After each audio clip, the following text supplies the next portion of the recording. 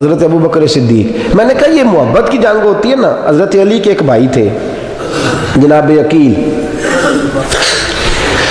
جناب عقیل وہ جب انہوں نے کلمہ پڑھا تو نبی پاک کے بڑا قریب رہنے لگے, اور میرے نبی کریم صلی اللہ علیہ وسلم بھی ان سے بڑا پیار کرتے. حضور فرماتے تیرا کلمہ پڑھنے کی مجھے ڈبل خوشی ہوئی ہے. یا رسول اللہ کس طرح؟ فرمایا ایک میرا تو صحابی بنا ہے, دوسرا تو میرا بھائی تھا مسلمان ہو گیا ہے. حضور بڑا پیار کرتے. اب یہ محبت جو ہوتی ہے نا, اس میں دوڑ بھی لگتی ہے اور یہ بری نہیں ہوتی, یہ دوڑ بڑی اچھی ہوتی ہے. حضرت عقیل اب قریب رہنے لگے. میں نے عرض کیا کہ نبی پاک اپنے ذاتی کام حضرت صدیق اکبر کو بتاتے تھے. گھوڑے کی تیاری کرنا, فلاں کام کرنا ہے, سیدہ فاطمہ کی شادی کرنی, ہر معاملے میں سیدنا صدیق اکبر پیش تھے. اب جب عقیل بن ابی طالب آئے تو حضور کا پیار تھا ان سے بھی, اب محبت کی جنگ چھڑ گئی.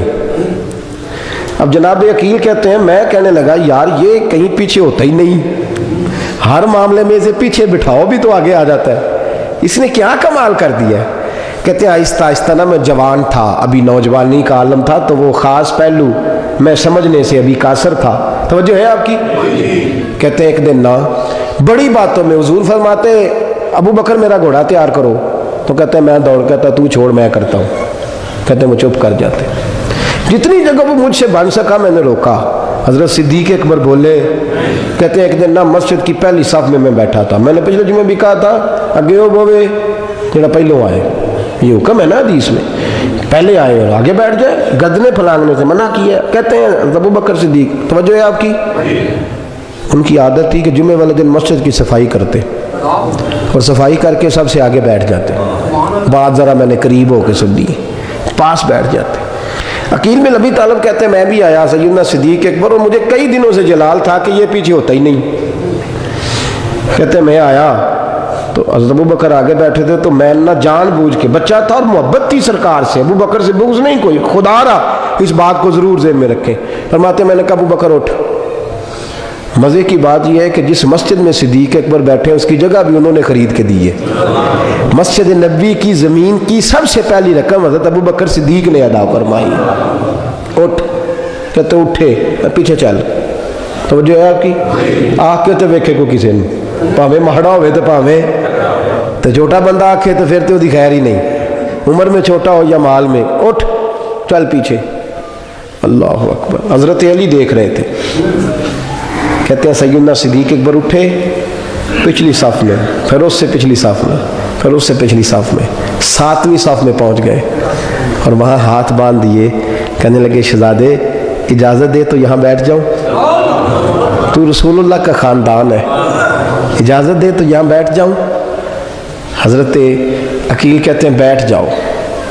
حضرت ابو بکر صدیق چپ کر کے پیچھے مل جائے وہی کافی ہے. 7ویں صف, شہزادے یہاں بیٹھ جاؤں. میں بیٹھ جا. ہاں بیٹھ گئے. نماز جمعہ پڑھا, سب چلے گئے. حضرت علی حضور کی بارگاہ, یا رسول اللہ عقیل کو تو کچھ سمجھائے. حضور نے فرمایا کیا ہوا؟ کہ حضور اکثر ابو بکر صدیق سے یار جاتا ہے, آج بھی پہلی صف سے اٹھا کے 7ویں صف میں. شکایت تو حضرت عقیل کی لگ رہی ہے نا, اور حضور فرماتے علی تو عقیل کی چھوڑ, بتا ابو بکر نے کیا جواب دیا ہے. تو ابو بکر کی بتا, تو اس کی چھوڑ, تو اس کی, تو میرے دوست کی, میرے یار کی, میرے خلیل کی بتا. تو حضرت علی رو پڑے. کہنے لگے محبوبہ ابو بکر جیسا درد کہاں سے ڈھونڈ کے لائے. تو چپ کر کے 7ویں صف میں گیا اور اس نے کہا تو خون رسول ہے, تیری نسل پاک میں ہے بچہ بچہ نور, تو ہے نے نور تیرا سب گھران. چپ کر کے بیٹھ گیا. حضور نے فرمایا بلاؤ ابو بکر کو, عقیل کو بھی بلاؤ. دونوں آ گئے. حضور نے فرمایا ابو بکر جمعے میں کیا ہوا ہے؟ عرض کی حضور کچھ بھی نہیں. حضور نے فرمایا تجھے کسی نے صف سے اٹھایا؟ کہا نہیں یا رسول اللہ نہیں. آپ کو کس نے بتایا؟ حضور کیا؟ فرمایا نہیں میں نے سنا ہے کہ تجھے عقیل نے. کہا حضور وہ شہزادے آئے تھے, انہوں نے یار اتنا جذبہ دنیا کہاں سے ڈھونڈ کے لائے گی. بلے شاہ اوتھے ککھ نہیں بچدا جتھے عشق نے لایا ڈھیرا. کہا حضور یار یہ لفظ تاریخ میں ڈھونڈو گے تو نہیں ملے گے. میرے ابو بکر صدیق کیا فرماتے ہیں؟ کہا حضور وہ نسل رسول کا شہزادہ ہے نا, اس نے ابو بکر کو 7ویں صف میں ابو بکر کا بیٹھنا پسند کیا تو ابو بکر راضی ہے. حضور اس نے یہاں بیٹھنا پسند کیا, تیری نسل پاک میں بچہ بچہ نور, تو ہے نے نور تیرا. اور کہا حضور وہ خاندان ہے, میں خادم ہوں, فرق تو ہے نا. تو خاندان ہے, میں خادم. میرے رسول کریم صلی اللہ علیہ وسلم نے بلایا جناب عقیل کو, ڈانٹا نہیں, محبت فرمائی. سرکار نے فرمایا عقیل بیٹے بیٹھ جا, میں تجھے سمجھاؤں. پھر حضور نے بات چھیڑی, فرمایا تجھے پتہ ہے میرا ابو بکر کون ہے؟ عرض کی حضور میں. فرمایا نہیں سن, مکے میں سارا مکہ میرا دشمن تھا, یہ میری تنانیوں کا دوست تھا. فرمایا لوگ تلواریں لے کے آتے تھے مجھے مارنے, اور اس کی تلوار اٹھتی تھی, کہتا تھا پہلے میں مروں گا پھر کوئی مصطفیٰ تک جائے. تجھے پتہ ہے یہ کون ہے؟ حضرت ابو بکر صدیق ہاتھ باندھے, حضور میں نوکر ہوں یا رسول اللہ, میں نے کوئی شکایت ہی نہیں کی. فرمایا عقیل یار ادھر بیٹھ بیٹھے, میں تجھے بتاؤں.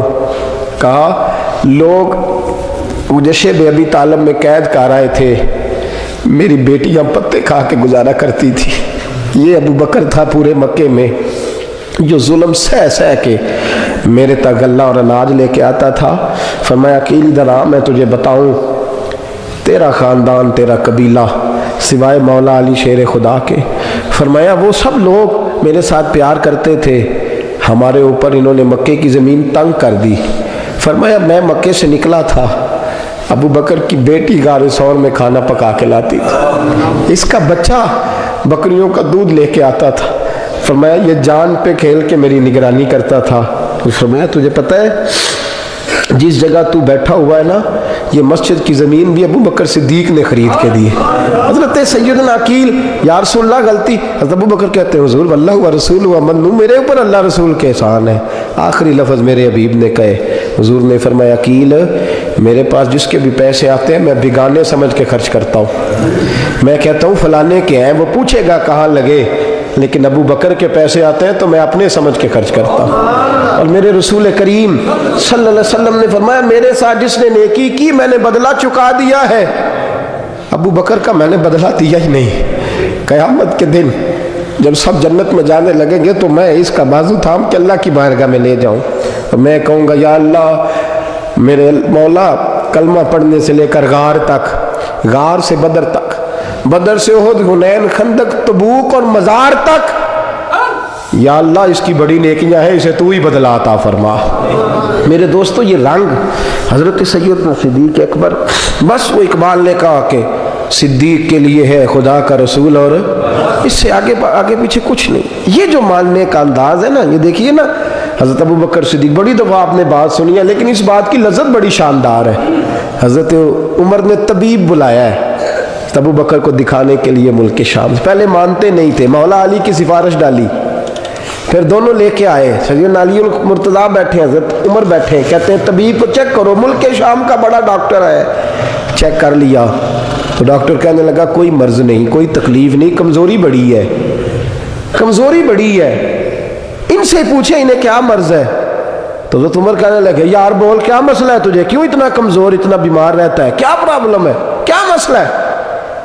تو حضرت ابو بکر صدیق نے آنکھیں کھولی اور کہنے لگے عمر تو قسم اٹھا کے بتا, تجھے پتا نہیں مجھے کیا مسئلہ ہے, تو اٹھا نا قسم. جنہ دے دل بر جانی بچھڑن کون روے پھر تھوڑا, سب روگاں دائی روگ محمد جس کا نام وچھوڑا. تجھے نہیں پتا تو بول, اگر خبر ہے تو پوچھتا کیوں ہے. میرے دوستو کمال دیکھو, مدینے میں آج بھی مصطفیٰ کو سلام کرو تو ساتھ ہی صدیق اکبر لیٹے ہوئے, ساتھ ہی لیٹے ہوئے مدینے میں. ابو بکر صدیق روز رات کو جا کے اس کے گھر کا کام کاج کر کے آتے. کام بتاؤں کیا تھا اس کا, جاگ رہے ہیں آپ لوگ؟ اس زمانے میں نا لوگ باتھ روم گھر میں بنا لیتے تھے, شاید پرانے لوگوں نے دیکھے ہوں, وہ اس کے اندر ہی پیشاب پخانا رہتا تھا. وہ آتے تھے ملازم تو وہ اٹھا کے باہر پھینکا کرتے تھے. وہ بی بی گھر کے اندر پیشاب کرتی, نابینا ہے, وارث کوئی نہیں. ابو بکر صدیق آتے, امیر آدمی, امیر آدمی, اور اس کا وہ پخانا پیشاب اٹھا کے باہر پھینک کے آتے. پھر اس کے گھڑے میں پانی بھر کے لاتے, پھر اس کے گھر میں جھاڑو دیتے, پھر اس بوڑھی عورت کو کھانا کھلاتے, پھر اس کو خرچہ دیتے, پھر اس کو کہتے کہ فلاں آدمی کی تیرے پڑوسی کی میں نے ڈیوٹی لگا دی ہے, ضرورت ہو تو اس کو کہہ دینا. بڑے زمانہ خدمت کی. ایک دن حضرت عمر فاروق اس بی بی کے دروازے پہ چلے گئے, دستک دی. اس نے کہا کون ہے دروازے؟ کہا میں عمر فاروق ہوں, عمر بن خطاب ہوں. پتہ چلا ہے آپ لوارث ہیں, میرا دل کرتا ہے میں آپ کے گھر کا کام کاج کر دیا کروں.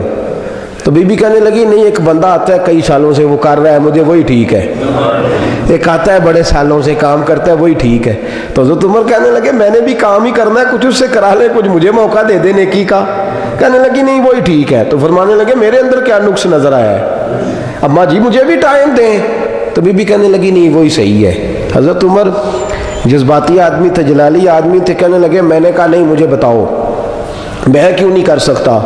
तो बूढ़ी अम्मा कहने लगी तुझ में और उसमें फ़र्क ही बड़ा है। कहा वो क्यों? कहने लगे इतने साल हो गए उसे आते हुए, इतने साल, तू पहले दिन आया है और आते कह रहा है मैं उमर बिन खत्ताब हूँ, अपना नाम बता रहा है, सालों हो गए मैं रोज़ पूछती हूँ तेरा नाम क्या है, वो बताता ही नहीं। वो कहता है अम्मा मैं काम सही करता हूँ, तो नाम को छोड़ो, नाम बता के क्या करना है। फरमाया ये थोड़ा फ़र्क है, उसने इतने सालों में नाम नहीं बताया और तू पहले दिन ही आके कह रहा उमर बिन खत्ताब हूँ, तू अब्बा जी का भी नाम बता रहा है, मैंने नहीं काम कराना, मुझे वही सही है। नाम नहीं बताता, नौकरी पूरी कर जाता है। हज़रत सैयदना उमर फारूक फरमाते हैं मैं तहज्जुद के वक़्त झाड़ियों में छुप के बैठ गया। कहते मस्जिद नबी से वो शख्स निकला, चेहरे पे नकाब, पैरों से नंगा, और मैंने उस शख्स को खरामा खरामा उस बूढ़ी औरत के घर के करीब जाते देखा। तो पीछे से जाके मैंने कहा ओ मुसाफिर चेहरा तो दिखा। तो कहते हैं चेहरा उठाया तो अबू बकर सिद्दीक थे, सिद्दीक अकबर थे। हज़रत उमर फारूक फरमाते हैं मैंने कहा तू जूती को उतार के आता है? तो कहने लगे जूती से जब चलता हूँ तो पैरों में आवाज़ पैदा होती है, जूते की वजह से। पड़ोसियों को तकलीफ देने का मकसद तो कोई नहीं ना। और फरमाया जब जूतों से आवाज़ पैदा होगी तो गली मोहल्ले वाले पूछेंगे अबू बकर किधर जा रहा है, तो मैं नेकी किसी को बताना नहीं चाहता। तो फरमाया अबू बकर कब से आ रहे हो? फरमाया छोड़ उमर, बस दुआ कर रब मेरा आना कबूल फरमा ले। तो दुआ कर सरकार की बारगाह में हाज़री सही लग जाए, छोड़ मैं कब से आ रहा हूँ, किस वक्त से आ रहा हूँ, इस मसले को छोड़। तू ये देख पानी पर नसोलियाँ रंगा रंग कड़े परे उस दा जानिए जिसदा तोड़ चढ़े। ये बात आपने दर्जनों बार सुनी है, लेकिन इस पर गौर तो करो मेरे दोस्तों। हज़रत उमर फारूक फरमाते हैं जिन दिनों तबूक के लिए मेरे नबी ने ऐलान फरमाया मेरे हालात अच्छे थे, अबू बकर के अच्छे नहीं थे, माली हालात कमज़ोर थे, कुछ मसाइल थे, मेरे अच्छे थे। मेरी सरकार ने ऐलान फरमाया कि पैसे दो, फरमाते हैं चूँकि मेरे हालात भी अच्छे थे तो मैंने कहा इस दफ़ा पहला नंबर मेरा ही होगा। फरमाते हैं आधा माल घर का, ये भी बड़ी दलेरी है। कितना बोलिए? इतने तो अब्बे नहीं दस दे साढ़े को पैसे किन्ने ने, कहते अब्बा जी मांगना लैन, वाले साहब को नहीं बताते, हमारी जेब बखरी होती है, ऐसे ही नाना को मांगी ना ले। आधा माल हज़रत उमर फारूक फरमाते हैं आधा माल मैंने बांट के हुजूर की बारगाह में, और साथ मेरा इरादा है कि अबू बकर आज मैं नहीं तुझे आगे गुजरने देता। फरमाते माल पेश किया, थोड़ी देर गुजरी तो अबू बकर भी आ गए। और मंजर क्या है? कहते हैं उन्होंने कमीज़ पहनी हुई है बोरिए की, सर पे टोपी कोई नहीं, पैरों में जूता कोई नहीं, सर में टोपी कोई नहीं, पैरों में जूता कोई नहीं। कहते हैं अबू बकर सिद्दीक आए, सबका माल आया, मुस्तफ़ा की भी इतनी तवज्जो नहीं थी, पर जब अबू बकर आए तो मैंने मुस्तफ़ा करीम के अंदाज भी बदले हुए देखे, इस शख्स के आने पर बदले हुए देखे। फरमाते हैं मेरे रसूल पाक के सामने हर चीज़ अबू बकर ने कदमों में ढेर कर दी, और ढेर करके ना चीज़ें रख के तो फटाफट पिछली साइड पे, किसी को पता ना चल जाए, पिछली साइड पे हुजूर के। तो हुजूर ने कहा अबू बकर सामने आना, घर क्या छोड़ के आया है? फरमाया हर चीज़, पीछे बैठ गए। तो महबूब ने बाजू थाम के आगे किया, फरमाया क्या छोड़ के आया घर? ये इस बात पे बात आपने पहले भी सुनी है, लेकिन इन लफ्ज़ों पे गौर करो। अबू बकर ने ये नहीं कहा हुजूर कुछ भी नहीं, मैं सारा कुछ नहीं, ये लफ्ज़ कह ही नहीं। अल्लाह करे हमें इस अकीदे को समझे, इस नज़रिए को। ये तिरमिज़ी और मिशकात दोनों में ये लफ्ज़ मौजूद है। ये नहीं कहा हुजूर कुछ भी नहीं, सारा कुछ ले आया हूँ, ये नहीं फरमाया। हुजूर ने फरमाया अबू बकर क्या छोड़ के आए हो घर? तवज्जो है आपकी? लफ्ज़ देखें, कहा माँ अबक़ैत अल्लाह व रसूले, या रसूल अल्लाह घर में खुदा को भी छोड़ आया हूँ, मोहम्मद मुस्तफ़ा को भी छोड़ आया हूँ। ये लफ्ज़ है सियासता के। इकबाल कहते हैं परवाने को शम्मा बुलबुल को फूल, बस इस बस को समझना, परवाने को शम्मा बुलबुल को फूल, बस सिद्दीक के लिए है खुदा का रसूल और बस।